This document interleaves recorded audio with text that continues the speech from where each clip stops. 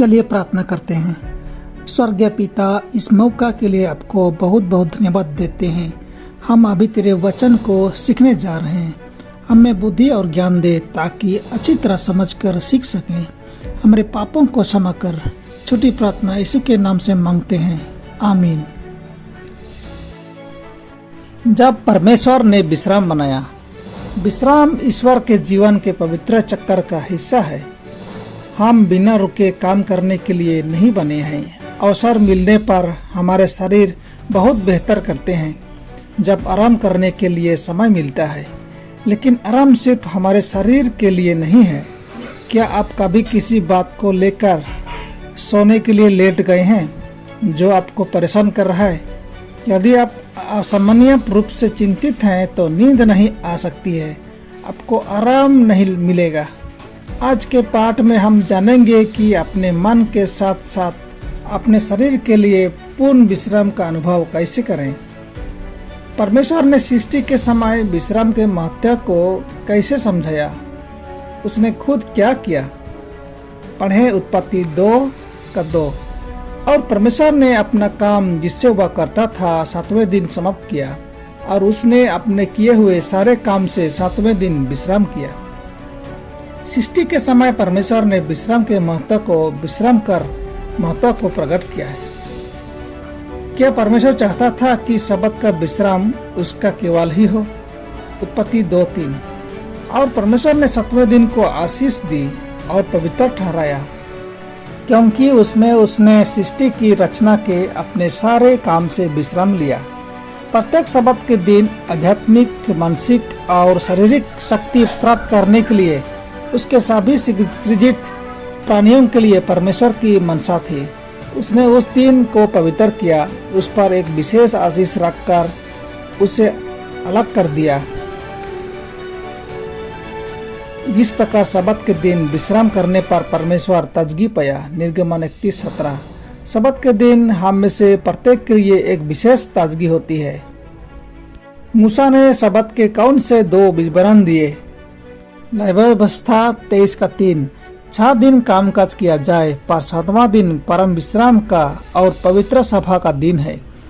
उसमें किसी प्रकार का कामकाज ना किया जाए। वह तुम्हारे सब घरों में यहोवा का विश्राम दिन ठहरे। शब्द का दिन परम विश्राम का दिन है और पवित्र सभा का दिन है। प्रत्येक शब्द के दिन जब हम ब्रह्मांड के सृष्टिकर्ता की आराधना करते हैं तो हम उसकी देखभाल और प्यार चाहते हैं। हम उससे आदर करते हैं जो हमें बनाया और उसमें संपूर्ण विश्राम पाते हैं। शारीरिक, मानसिक और आत्मिक शक्ति कहाँ से उत्पन्न होती है? इसका स्रोत कौन है? पढ़ें यशायाह 30:15। प्रभु यहोवा इस्राएल का पवित्र यह कहता है, लौट आने और शांत रहने में तुम्हारा उद्धार है। शांत रहने और भरोसा रखने में तुम्हारी वीरता है, परंतु तुमने ऐसा नहीं किया। भजन संहिता 37:7। यहोवा के सामने चुपचाप रह और धीरज से उसकी प्रतीक्षा कर। उस मनुष्य के कारण मत कुढ़ जिसके काम सफल होते हैं और वह बुरी युक्तियों को निकलता है। शब्द हमें बुलाता है कि हम उसमें विश्राम पाएं जिसने हमें बनाया है। यह हमें अपनी जड़ों की ओर लौटने के लिए आमंत्रित करता है। प्रत्येक शब्द हमारे सृष्टिकर्ता में जीवन के सच्चे केंद्र को खोजने का एक अवसर है। चौथी आज्ञा हमें आज्ञा देती है कि तू विश्राम दिन को पवित्र रखने के लिए स्मरण रखना। निर्गमन 20:8। आपको क्या लगता है कि परमेश्वर ने यह आज्ञा क्यों दिया? निर्गमन 20:11। क्योंकि 6 दिन में यहोवा ने आकाश और पृथ्वी और समुद्र और जो कुछ उसमें है 7 को बनाया और 7वां दिन विश्राम किया। इस कारण यहोवा ने विश्राम दिन को आशीष दी और उसको पवित्र ठहराया। परमेश्वर ने शब्द दिन को पवित्र रखने के लिए स्मरण रखने को आज्ञा दिया, क्योंकि परमेश्वर ने 6 दिन में आकाश और पृथ्वी की सृष्टि की और उनमें जितने हैं सबको बनाया और 7वां दिन को विश्राम किया, आशीष दिया और पवित्र किया। परमेश्वर के पुराने नियम के लोगों ने सच्चे विश्राम का अनुभव क्यों नहीं किया? पढ़ें इब्रानियों 3:19। इस प्रकार हम देखते हैं कि वे अविश्वास के कारण प्रवेश न कर सके, वास्तव में शबत पालन करने के लिए यीशु में हमारे सृष्टिकर्ता और उद्धारकर्ता के रूप में विश्वास करना आवश्यक है। जिसे हम एक पूर्ण सृष्टि में विश्राम करते हैं, वैसे ही हम एक पूर्ण छुटकारे में विश्राम करते हैं।